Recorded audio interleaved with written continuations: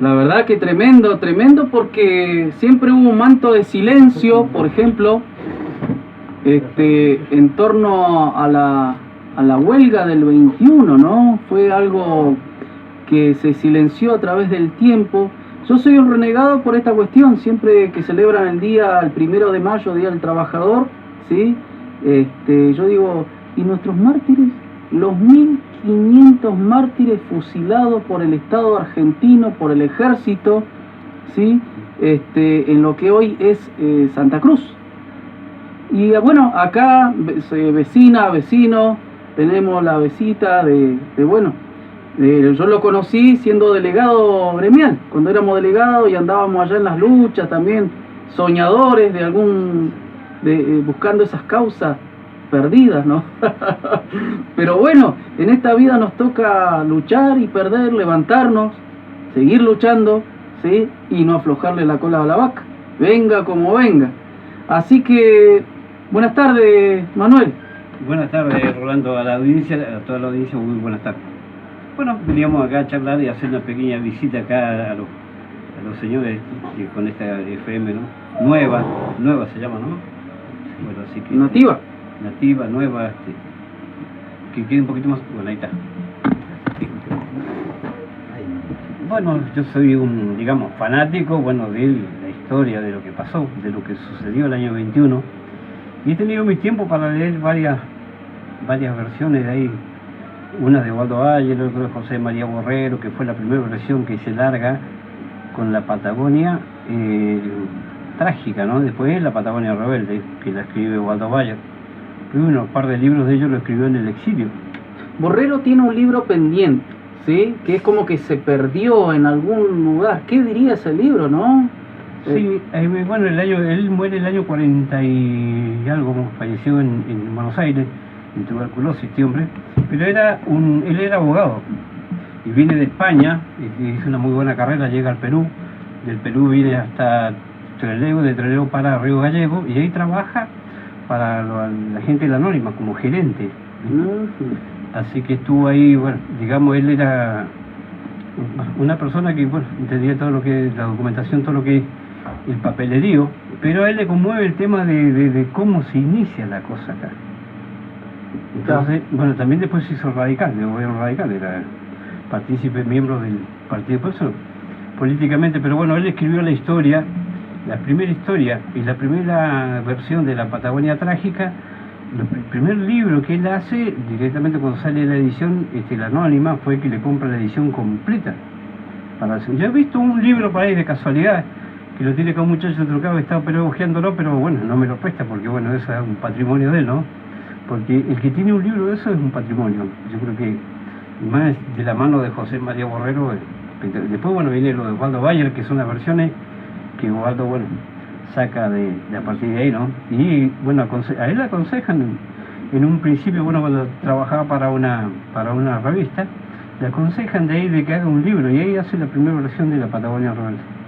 Increíble, sí. Increíble el contenido, ¿no? La Patagonia Rebelde, Él tenía mucha documentación de eso, porque en ese año que pasan el tema de las matanzas, las huelgas, él era un pibe chico, pero su papá trabajaba en el correo en Río Gallego, y su papá siempre le conmovía a él todas las cosas, porque la gente se había levantado.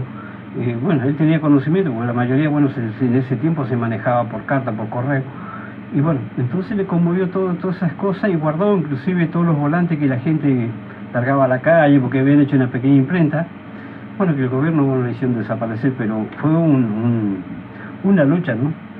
Que empieza el año 1919 y te culmina el 21 y 22, pero ya el 21, a fines del 21, fueron las matanzas acá en Jaramillo y Tres Cerros, que culmina con la matanza del fusilamiento de José Facón Grande, y bueno, ahí está también de Alejo López, que era ciudadano acá gente acá de Truncado. Manuel, usted hizo un itinerario importante siguiendo la ruta del peón rural, de la huelga, ¿sí? Haciendo una actividad muy interesante, ¿sí? Con el tema de las cruces, los portavelas que fue depositando a lo largo de esos lugares, ¿no? Como de alguna manera rindiendo homenaje a esta gente que fue fusilada. Claro, muy poco nosotros tenemos conocimiento de lo que pasó. Realmente por ahí hay gente que se conmueve. De momento, bueno, uno por ahí dice, bueno, pasó tanto, ¿no? Fue tan trágico lo que pasó. Porque ellos los tomaban como rehenes, gente confiada, ¿no? Se habían levantado, bueno, los tomaban confiados y ahí buscaban a los cabecillas, lo que hizo el ejército, siempre hace la parte de inteligencia. Entonces buscaron a los cabecillas para que no se levantaran, había un grupo de 200 hasta 400. En la estancia de la Lita hubieron más de 400 personas, ahí mataron cerca de 200, 150, 200 se calcula ahí abajo. Y bueno, yo digo, nosotros como somos trabajadores, en el tiempo que yo estaba en la actividad, ¿no? Por ahí salía con mis hijos al campo y sí, me daba ganas de ver dónde fue. Bueno, ya fui a conocer ahí acá arriba, ¿cómo se llama? En la sierra, el Sacramento de la Sierra, que ahí es parte de un ¿cómo se llama? De un fusilado, después para el lado de Sierra España igual, arriba en la meseta también. Y la otra parte que me fui es Tapera de Casterán, 280 kilómetros acá truncado, camino hacia Gobernador Gregores. Y ahí hay 18. O sea, hay unas cosas, unas plaquitas que le pusieron la gente de la UATRE, de la Prera, unas pequeñas, son unos escritos medio en piedra, y también está para la otra, como a 20 o 30 kilómetros de ese lugar, está la estancia San José, que también hay otra parte, otra plaquita. Y bueno, y otra es en Cañadón de los Muertos, que está frente a Gobernador Gregores, que está frente a estancia Bellavista. Ahí hay un encargado que ha hecho una pequeña reseña, ha hecho como un museo en el lugar. Me gusta la idea de un tal Serafín, Marcelo Serafín. Y la otra en la estancia Lanita. Interesante, la verdad. Para contextualizar, en Santa Cruz, para esa época, gran parte del territorio estaba poblado por estancias, ¿sí? Y, don Manuel, ¿qué bandera flamearía? ¿No? Es una gran pregunta. ¿El pabellón nacional, el pabellón argentino flameaban en esas estancias? Y no, yo diría que no, porque la mayoría eran inglesa, español. Yo calculo que algo de su tierra traían. ¿Y qué es lo que traen de la tierra? La bandera. La bandera, lo primero que se trae, ¿viste? Pero bueno, yo creo que hubo un concepto distinto de la gente que vivía acá, porque estaba todo poblado. No era que estaba la Patagonia en ese tiempo despoblada. Santa Cruz la poblaron desde la zona de... La primera parte es de Punta Arena. Aquí ahí llega Brown, cobrando una plata, llega a cobrarle al amigo Piedrabuena. Y como él tenía una casa de repuestos navales, para embarcaciones, y no tenía dinero Piedrabuena, y bueno, le entrega la casa de repuesto a Brown. Y ahí trae al yerno y trae a toda su familia. Y bueno, venía también de la mano del gobierno de aquí, había que poblar. Pero no tomaron en cuenta de la gente que vivía, que para ellos les molestaba, porque la gente, los pueblos originarios vivían de lo que les daba la tierra. ¿Cómo pasó a tener mayor valor, ¿sí?, una oveja que un ser humano? Que un ser humano, en ese tiempo sí. Qué Manuel, loco. Y le hago una pregunta, Sí. ¿no? Para contextualizar aún más. Estamos hablando que la Patagonia rebelde sucedió dentro de la década infame. ¿Qué influencia tuvo? ¿Cuál? ¿La década infame cuál? La primera, digamos, aquellos años donde... Pero hubieron muchas décadas infames. Sí, que siempre cada 10 o cada 20 años hay una década infame, ¿viste? Tenemos 10 o 20 años, ¿no?, de estar bien, y de repente bajamos. Pero eso ya viene de hace rato, eso ya no es de ahora, ¿viste? Así que década infame, bueno. Lo que pasa es que en ese tiempo, las primeras escaramuzas que hubo del ejército contra los trabajadores primera escaramuza, ¿no? Fueron con los hacheros, la gente que trabajaba en el oraje. Lo primero que fue matar, sacar todos los pueblos originarios, y el paisano que nos servía, que correrle bala, que no se iba a trabajar. No se tomaba como un ser. O sea, bueno, las otras huelgas fueron en Bacena, ahí donde trabajaban haciendo mucho trabajo de los puertos, de los faros, todas esas cosas, en los talleres de Bacena. Y bueno, ahí fueron las primeras huelgas, las primeras matanzas. Y después se vinieron, ya cuando les gustó el tema, cuando se levantaron acá en el sur y arrasaron con todo. La misma réplica hicieron los hermanos de Gulumapu en Chile, ¿sí? Cada vez que había una protesta, una huelga, lo que hacían era enviaban a ejército, ¿sí?, ejército mataba a la gente por una protesta social, ¿sí? Y ahí acallaba a los cabecillas y bueno, disciplinaba de alguna manera porque era como que querían que siga la esclavitud, ¿sí? Por cifras totalmente paupérrimas, carencias, exceso de horas diarias de trabajo. En definitiva no estaba nunca la gente con su familia, no les alcanzaba con lo que se cobraba, seguridad de higiene ni nombremos porque no existía. Así que también hacían lo propio del otro lado, en Chile, ¿sí? Cuando había una huelga. Lo mismo hicieron acá, con la huelga del 21. Claro, con la huelga, o sea, lo que perseguían acá también los perseguían en Chile. Había un acuerdo, ¿viste?, de gobierno. En ese tiempo en Chile estaba Carlos Ibáñez como presidente, ¿viste? Y bueno, si querían perseguir a alguien, como le pasó a Soto se escapa de la Anita, estuvo fondeado en un barco, y de ahí, bueno, yo fue a parar a Valparaíso. Y ahí estuvo trabajando en una, no sé, en una industria naval, no sé qué fue, tuvo un accidente, igual se quemó. Y después volvió, a los 10 años, volvió de vuelta a la zona de Río Gallego, entra por lo que es, ¿cómo se llama? El Puerto Natales, de ahí se instala él, pero estuvo en Gallego, quiso juntar gente, pero ya no era lo mismo. Ya la gente se había diezmado, la mayoría habían desaparecido, bueno, los cabecillas desaparecieron y estaba el temor de la gente de levantarse en huelga. Así que nadie le dio bolilla, entonces bueno, volvió y él falleció, Soto falleció en Puerto Natales, tenía una pensión ahí. Incluso bueno, está su hija, me gustaría también algún día, si puedo llegar a Puerto Natales, tener una charla con la hija, porque Isabel Soto Vergara es la hija de este hombre. Y bueno, cuando Osvaldo Bayer hace los primeros libros, lo que tuvo de bueno, que la mayoría de las personas que había estado en la huelga estaban vivos, que lo empieza el año 60 y algo, hacer el libro. Tardó 8 años en hacerlo. Y la película se hizo el 73, 74, en el gobierno de Perón. Que el Perón fue el que autorizó a que se dé la película en todo el país. Y bueno, él, gracias a eso, bueno, la mayoría lo pudimos ver y disfrutar, porque nosotros nadie entendía nada cuando llegan a hacer la película acá en la zona de Tehuelche. Mi papá estaba sin trabajo y bueno, en ese tiempo consiguió de extra. Así que le dieron ahí una bombacha, un caballo y salieron a andar. No era muy de campo, pero bueno, hay mucha gente que trabajó de extra en la película. Y después, bueno, todo el mundo la esperamos, pero esperamos por el boom de la película en sí. De la historia mucha gente no sabía lo que había pasado. Mi papá, por ejemplo, ignoraba de lo que había sucedido en ese tiempo, ¿no?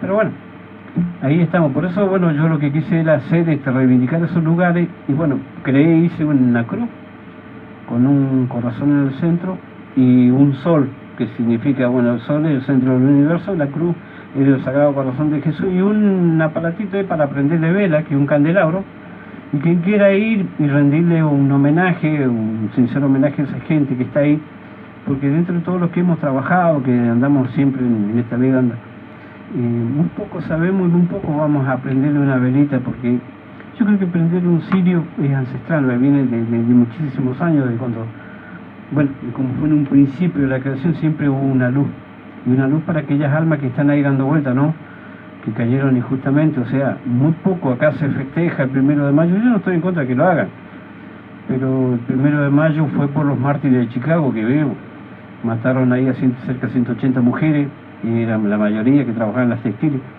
y bueno, se juntaron en huelga y las mataron, las quemaron. Pero lo que pasó acá también, porque acá los fusilaban y mandaban a buscar, por ejemplo, en el caso de Jaramillo, mandaron a buscar querosena a Comodoro para prender fuego a los cuerpos, para que desaparezcan, para no dejar rastro. ¿Viste? Y la mayoría, y si no, lo mandaban a buscar leña, lo hacían juntar leña, hacían una pila y ahí los prendían fuego. Con la propia leña que habían juntado ellos. Que habían juntado ellos, sí. Y bueno, y buscaban también el europeo o la persona que venía de Chile, ¿no? Porque por ahí los familiares no sabían, no los reclamaban a los cuerpos, nunca supieron, y eso se perdieron. Entonces buscaron eso, siempre la mano de inteligencia, ¿no?, de cómo disuadir el tema de las huelgas y cómo acallar a la gente a través del temor, ¿no? Y no era para menos, porque acá, lo que contaban parte del libro, de los primeros libros de Osvaldo Bayer, que acá en Jaramillo se practicaron las degollina ir a atarlo con las manos atrás, pasarle un cuello bien por el cuello un cuchillo bien afilado, por el tungo, le cortaba los músculos, el cuerpo trataba de hacer equilibrio y los soldados se reían, era una diversión. O con un cuchillo bien desafilado por la garganta.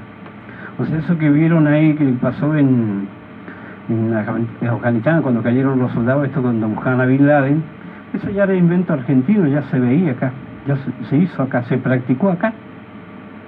Y la muerte de esta gente fue terrible porque, bueno, entonces cada uno, bueno, piensa como quiere. Y si, yo creo que si Dios existe Dios, existe Jesús, existió, vivió también, por hablar de la venida del Padre también le costó la vida, religiosamente, así que siempre se pierde la vida en los objetivos, ¿no? En las cosas.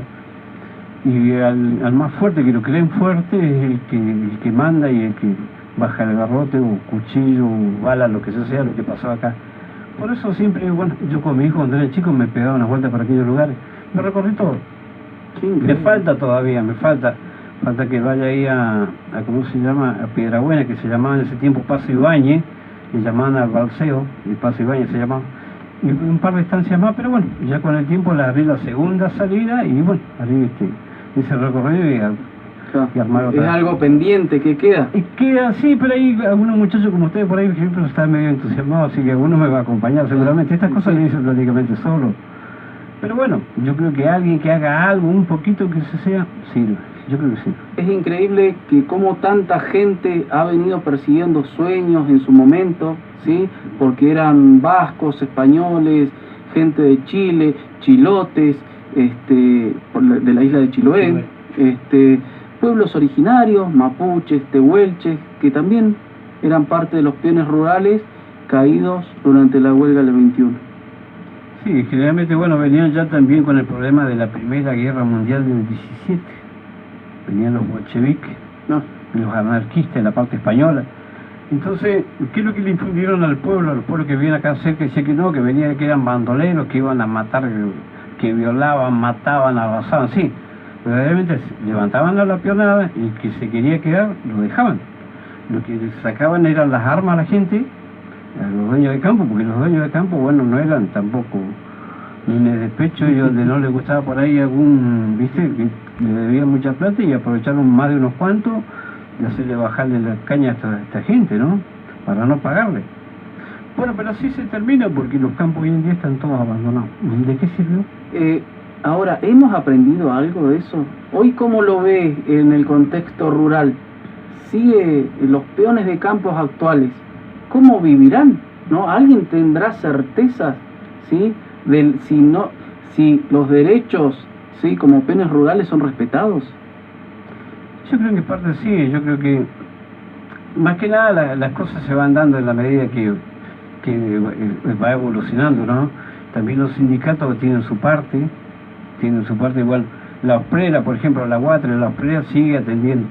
Lo que no hay son policía, por ejemplo, del trabajo en el campo, se ve muy poco, Claro, si está la tranquera cerrada, ¿cómo uno va a pasar a hacer una inspección, ¿no? De los trabajadores que están en ese establecimiento rural, como para ver si hay irregularidades? Entonces es bastante difícil, ¿no? Realizar la tarea, porque no descartemos que años atrás hemos visto casos totalmente alarmantes, ¿sí? De peones rurales que se morían en las estancias, se morían prácticamente de hambre, de abandono, sí. Y bueno, no estamos muy lejos en el tiempo. Estamos ¿sí? hablando cerca de 100 años después. Y siguen habiendo estas cosas así tristes. Uno por ahí lo habla del contexto de que uno ha estado trabajando en la estancia y ha visto esa tristeza de dormir como perros, ¿sí? Ahí en los fardos de pasto. Así que igual que las comparsas de Esquila también, ¿no? Cuando venían así no había lugar y bueno, lo tiraban donde que se acomoden donde puedan. Así que por ahí yo medio que en algunas cuestiones de llevarles alimento, primero hay que hacer la denuncia, ¿sí? Hay un empleador, ¿sí? Y un empleado, ¿no? El empleador, ¿cómo lo tiene que tener el empleador? ¿Sí? Un sueldo, la comida, el espacio, no como, no, te hago la gauchada y te dejo ahí, que estés en la estancia, no es así, porque le está cuidando sus bienes. Sí, pero bueno, una parte es esa, ¿no? Que lo viene, o sea, el hombre, el del campo, el poblador del campo, y bueno, ha sufrido también una crisis terrible, el precio de la baja de la lana. Esa es una, no es que lo esté defendiendo, pero hay que ser realista. Por ejemplo, la estancia, la mayoría se abandonaron, ¿por qué? Porque explotó el volcán, pero dejó, arrasó con todo, ¿viste? Y bueno, ¿con quién va a arrasar primero? Con los animales, después con los patrones, porque se fueron. Y hay gente que quedó ahí a la buena de Dios, uno porque se quieren quedar, algunos en el campo, porque otra cosa no les da, volver a los pueblos. Es todo un tema ahí, hay que hacer todo un estudio de eso, ¿no? Y bueno, a la gente, los estancieros, bueno, hoy en día, por ejemplo, no sé cuánto dará el kilo de lana, pero bueno, con todo lo que está, o sea, si se acerca la gente de lo que son del sindicato o de la Secretaría de Trabajo, yo creo que si tiene una charla le acomodan las cosas. Pero bueno, eso tiene que, ya pasa a otro ámbito, pasa a otra cosa, y eso ya se dejaría para la parte sindical, que nosotros estamos viendo un poco la historia de lo que sucedió, más que nada, ¿viste? Tampoco hay que darle a la gente del campo con un caño, porque bueno, son también parte de nuestros vecinos, y ellos andaron a alguna distancia y hay gente que sí la atiende, que están medianamente bien. Bueno, hay algunas que quedaron, hay gente que quedó colgada, pero bueno, pasó una tragedia, el tema del que explotó el volcán, el tema del bajo el precio de la lana, que quedó la mortandad, porque había gente, un poblador que tenía 200 ovejas, y se terminaron comiendo los zorros, no tenía para pagar a su peón, pero tuvo que abandonar. Primero, bueno, el peón se quedó más de una vez porque tiene un poco de amistad con el patrón, se queda en el campo y el patrón se viene porque no le da ni para comer. Entonces, bueno, ¿cuál es el abandono ahí? De ahí sería el abandono de la parte del Estado. Porque si vamos a hilar finito, acá hay muchísimo acá. Hay de todo, ¿viste? Sí, hay, bueno, hay diferentes casos, pero por eso mismo nunca hay que dejar de lado en este contexto actual de la historia, porque lo que pasó antes se refleja en la actualidad, y si no actuamos en consecuencia, todo sigue como está. Bueno, pero lo que se peleaba en aquel tiempo era, la gente peleaba ¿para qué? Para poder traer su familia acá, para llevar una vida. No te olvides que la mayoría de los campos en aquel tiempo estaban, primero que no tenían ni siquiera alambrado, y traían piños de oveja y prácticamente tenían que vivir el año ahí hasta que podían cerrar y podían trabajar. Y bueno, fue en esa época, fueron otras épocas, fueron otros tiempos, ¿viste? Fueron tiempos duros y a la gente se la trataba como se le daba la gana al patrón, ¿viste? De la Constitución no hablemos porque ni hoy en día tampoco se está respetando. Actualmente están muchas cosas escritas muy bonito, pero no se respeta nada. Y eso es triste. Y es bueno reflejar porque hay que hacer que se respeten las cosas. Sí, yo creo que sí. Porque hay gente que no conoce sus derechos. Sí. Lamentablemente. Sí. Por ahí, Manuel, nos hemos puesto a indagar en algunas oportunidades esa cuestión de derechos y así nos fue. Sí, cuando uno empieza a investigar o a mirar un poco, ya lo primero que tenés ahí mismo, la gente te dice para vos no te metas porque esto no es para vos. Entonces hay que, bueno, cada uno, yo por ejemplo, el homenaje lo hago en forma silenciosa, callado, tranquilo, a estos trabajadores que ya no están más. Puede que algunos han tenido familia, algunos quedaron, pero ya pasó. Bueno, ahora se cumplen los primeros 100 años. Es una forma de... El año 21, fue en diciembre del 21, se termina con la última. Qué interesante que en la plaza hagan algo en conmemoración de esos peones rurales, ¿sí? Que para que se los tenga en cuenta igual. Rolando, y vos en el programa pasado mencionabas que en San Julián puede ser que un grupo de mujeres defendieron a los huelguistas. Es parte de un capítulo que fue realidad, ¿no? Que lo escribió Osvaldo Bayer en Las putas de San Julián, ¿sí? Fueron las únicas mujeres que no hicieron la vista gorda, y cuando fueron los soldados, después de haber fusilado, ¿sí?, a los peones rurales, los sacaron a escobazo. Sí, y hay un capítulo ahí que se llamaba La Catalana, el boliche. Y la catalana y la madama era una inglesa que había venido a trabajar de Inglaterra, pero bueno, se quedó con la circunstancia de la vida a trabajar en ese lugar. Sí, ellas lo sacaron a garrotazo a los soldados, pero ¿cuál era el tema también que tenía tanta bronca? Porque la mayoría de los peones que fueron fusilados, los muertos, los saquearon. Le sacaron lo poco que tenían, ¿viste? Las cosas de valor se las agarraron los soldados y eso lo iban a festejar al boliche. Ellos sabían cómo venía la mano. Y hubo mucha bronca de parte de esa gente, y bueno, dieron la cara por ello. Pero sí, bueno, igual le fue medio mal allá, ¿viste? Porque los milicos le pegaron una buena cintiada, las metieron en el calabozo, las tiraron agua fría, pero no se la llevaron de arriba en ese tiempo los milicos. Bueno, estaba la milicada, o sea, estaba la policía, estaba el ejército, y todos festejaban. Pero la única que no festejaron las matanzas fueron ellos. Y yo creo que, bueno, eso pasó a la historia, y bueno, de ahí habría que cada uno, o sea, hace un reconocimiento en la forma que uno pueda hacer a esa gente, ¿no? Que sacó la cara por estos pobres, porque la mayoría ni siquiera documentos tenía, no tenían ni documentos ni derecho, así que al hoyo nomás eran 4 tiros y al hoyo. Así pasó con la gente. Bueno, así estamos. Entonces, bueno, lo que es mi trabajo es de hacerle algo, por lo menos, qué sé yo, una vela, prenderle de vez en cuando a alguien que quiera ir. Y bueno, el próximo trabajo que vamos a hacer va a ser poner ahí, hay una aplicación, es una aplicación por Google, ¿no? Una aplicación de los lugares, las distancias, los kilómetros, de la ruta, cuánto hay que apartarse. Vamos a indicar más o menos para que la gente que quiera ir pueda ir y prender una velita y estar un rato, o brindar una oración, porque bueno, fueron seres y fueron personas que cayeron en forma inocente, no por una causa. Bueno, eso es lo que uno en ese sentido, y hay que, como un trabajador hacia otro trabajador que ya no está, que no se pudo defender. La única forma que tenía era de un reclamo, pero bueno, lo cercenaron ahí, lo hicieron desaparecer. Más desaparecidos los primeros. Bueno, siempre hubo desaparecidos acá. Y hablamos de los pueblos originarios. Y hablar, pagaban, no solamente no pagaban por oreja, pues pagaban por órganos genitales. También. Porque vos le cortás las orejas y quedan vivos. Claro. De ahí sale la palabra desorejados. Claro, pues desorejados, pero un tipo le cortás la oreja y queda vivo, así que había que arrasar, cortar lo que venga, o hombre o mujer. Así que bueno, los metían en una bolsa y por eso le pagaban los terratenientes de aquella época. Sí, no había justicia, no había ley, no había nada. ¿Era para qué? Para el pudiente, la ley y la justicia. Pero bueno, eso ya pasó. Lo único que queda de uno hacer un pequeño homenaje a esa gente, ¿no? Para que no se pierda también, para mostrar los lugares y hacer algo. La mayoría de las estancias están abandonadas. Tenemos 2.600 estancias y hay únicamente 600 ocupadas. Hay 2.000 estancias abandonadas. O sea que es bastante. Es bastante. Y acá, por un terreno, a veces te cobran fortuna. Sí.